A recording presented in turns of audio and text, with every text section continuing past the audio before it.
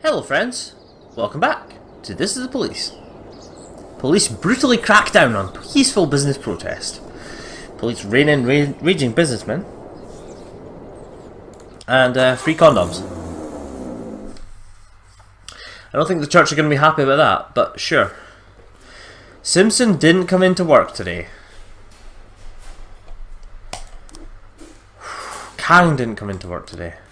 Right.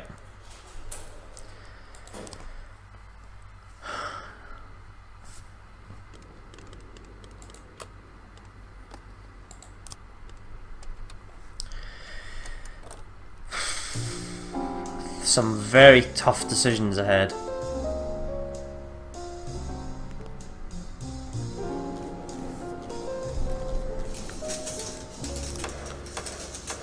Okay, so tomorrow is our upcoming meeting with the prosecutors.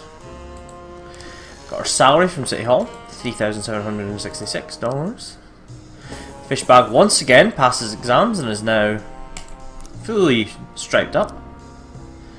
And Tom Roy also got a stripe.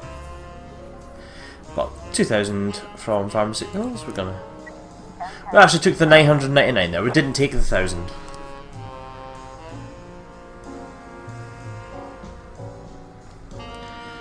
Right. So since we're not sending the lead investigator, we are going to send Stovall and Robbins to this. Bomb threat, Fleet Street. Some crazy man in a clown suit stopped the school bus. The driver pulled over and he threw a grenade inside. It didn't explode, but the children are too afraid to move. Let's give you Purdy, Godbomber, Baloney, Krause, Trevor, Taylor and Mixto.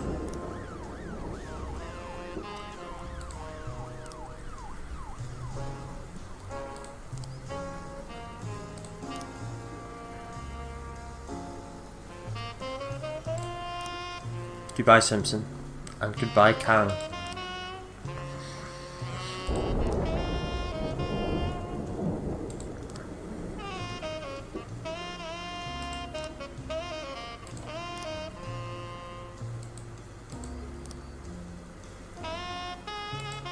I don't feel very good at all about firing them, but you know, they just weren't coming into work. 6 drunks had a few too many and started fighting with each other. One of the men pulled out a bottle of liquor and smashed it on the pavement, then stabbed his former companion with it. The police are on the line with retiree Georgina Miller, who is watching this unfold right outside her front window. I've had enough of these drunk monkeys. They're always so loud. My favourite television programme is about to start.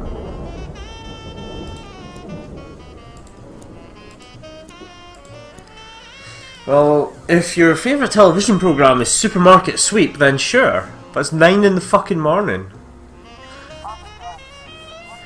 The children are crying, but quietly sitting in the bus. Outside the bus, there's a man in a clown suit giggling. Kids, it was only a toy grenade. You can come out now, don't be scared. Shoot the clown with a taser. Hey man, the joke's over, let the kids go. Well, we have our policy, which is tase first, ask questions later.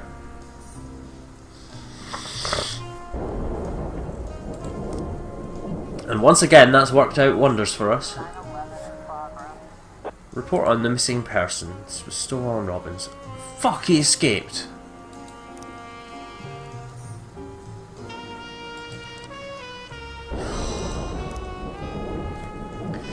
Jesus Christ. A man accompanied by a hippie-like girl dragged a rare yellow monkey out of its cage, hid it somewhere, then quickly left the zoo.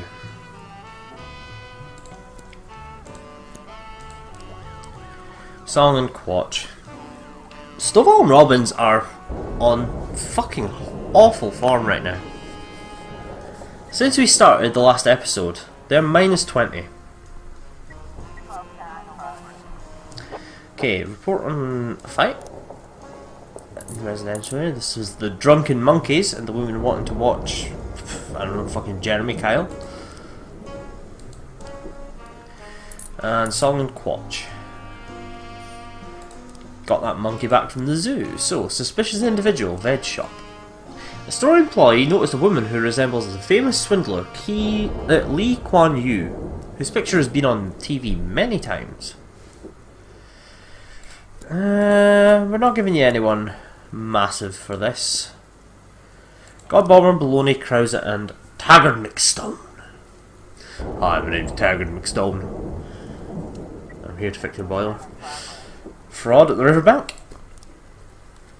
A man in a clown suit entered the bank, presented the cashier with a cheque for $250 billion and demanded they cash it. He threatened the bank would face serious consequences if they couldn't pay out the entire amount in cash, reported the head of the branch.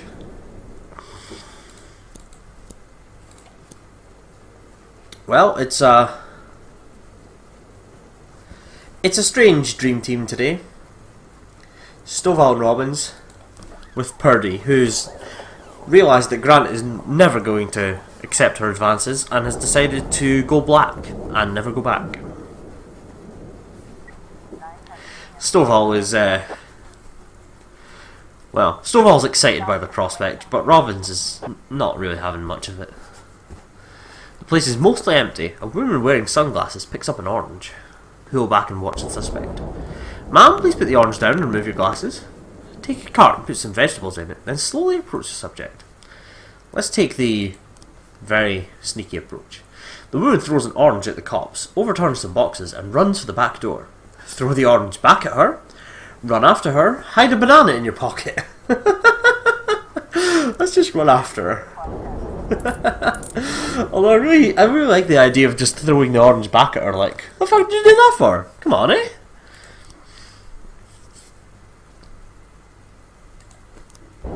Armed robbery, Fortune Bank. 5 armed robbers broke into the bank and demanded access to the safety deposit boxes. The manager agreed after they shot one of the customers in the leg. During the turmoil, a security guard and 5 visitors were able to escape and call the police. But there's still over a dozen hostages inside.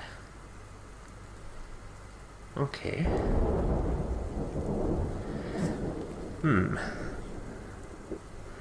Requires 8, we have 8. They're not the best 8, but it's still 8 bodies and a SWAT team.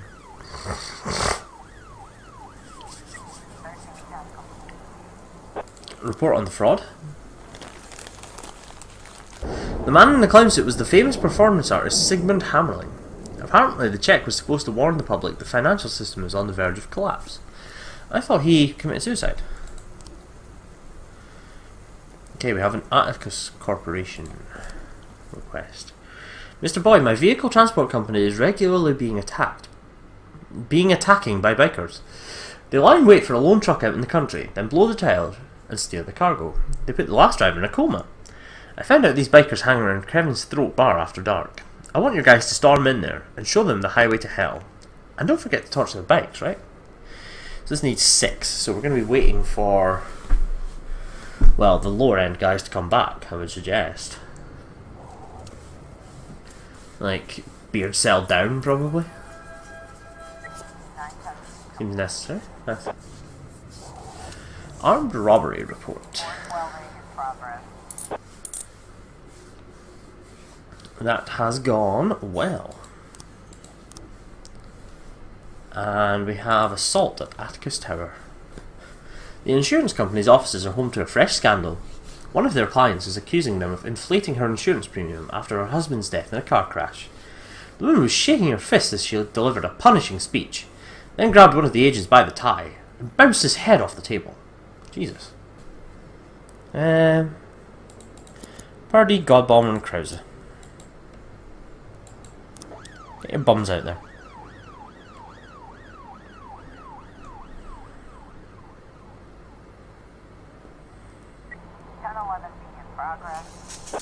Terrorism at the railway station. Jesus, okay.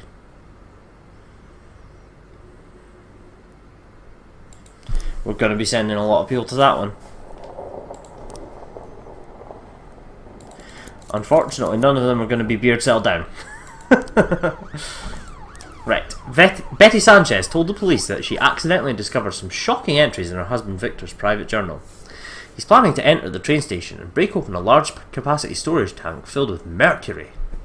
According to Betty, Victor hasn't been himself ever since our son died serving in the army. I don't know this man. and I'm very scared of him.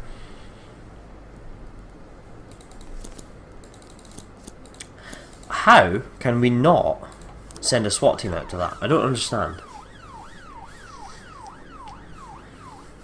Either way, we're sending our finest. 412A. 1210 in progress. Purdy, God Bomber, Krause. One perpetrator caught.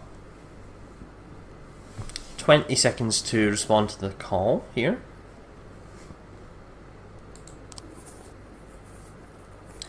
Thanks for your help, Mr. Boyd. Anytime, Mr. Atticus. 311B in progress. 1011B complete. Report on terrorism. Well, they didn't need backup. And it's gone well.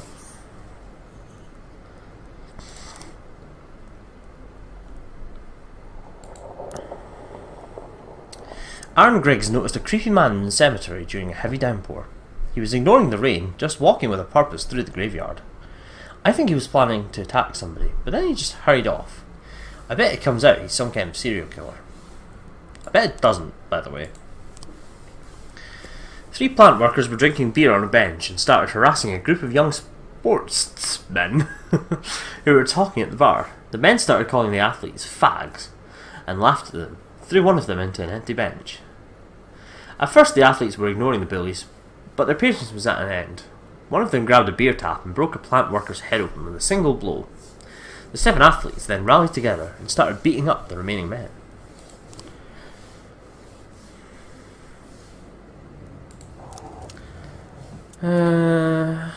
Fine. Purdy, Godbomber, Krause, Beardcell, Quatch, Guy. Trevor. Haddywag.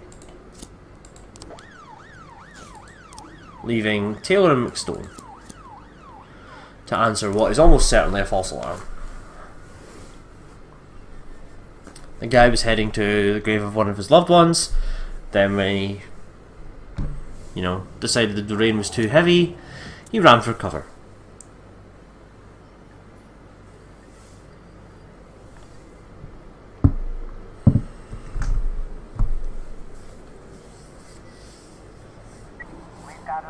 The place has turned into a real battle. More workers joined in to help their friends from the factory, and the fight expanded to involve several dozen people. Fire several shots in the air and order everyone down on the ground. Give a heart-rending scream and order them to all cease fighting immediately. Find someone still on their feet and knock them on their ass. Let's go warning shots. The fight grinds to a halt and 2 athletes approach the police. The fuck you think you're doing here? We got this, we don't need you. The men look quite menacing, armed with bricks and ironwork. Okay boys, just teach us how to do push-ups and we'll leave you alone. Taser the asshole. Use the nightstick.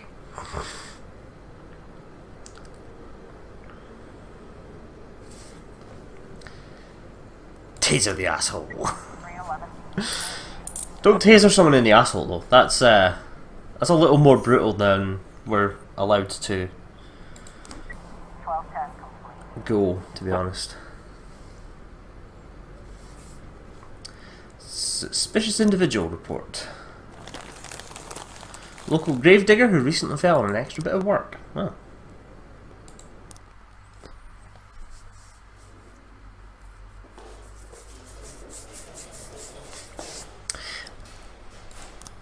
Temptation is there to give Godbomber a day off. And Purdy, probably. But then we'd have to give Stovall one too. And apparently that's Purdy's job now. Right, how many people on shift B are going to want the day off? Place bets now. Women's clinic requires mayor's protection from pro-life activists. Study, drunk people are more attractive. Reclusive millionaire bequeathed fortune to city. That's a nice happy story to begin day 104. Mr. Boyd, why did you send the police to the small business protest? That's my job, for public safety. To avoid casualties, for public safety. There could have been armed men among the protesters. Do you think that this peaceful demonstration put people's safety at risk? Yes, it's possible, I doubt it. In such situations, it's always better to be safe than suffer the consequences. Are you or your family personally involved in any kind of business? No. We've always been simple, hard workers and never climbed the ladder. Did you have some kind of interest in suppressing the protest? No? Yes? I won't answer that. No. For me, police chief, it's always better if everything goes nice and smoothly without any trouble. Mr. Boyd, did you give the order to suppress the protest by force? Sorry, Jeffrey. An internal investigation has found that the initiator of this unfortunate event did it for personal gain.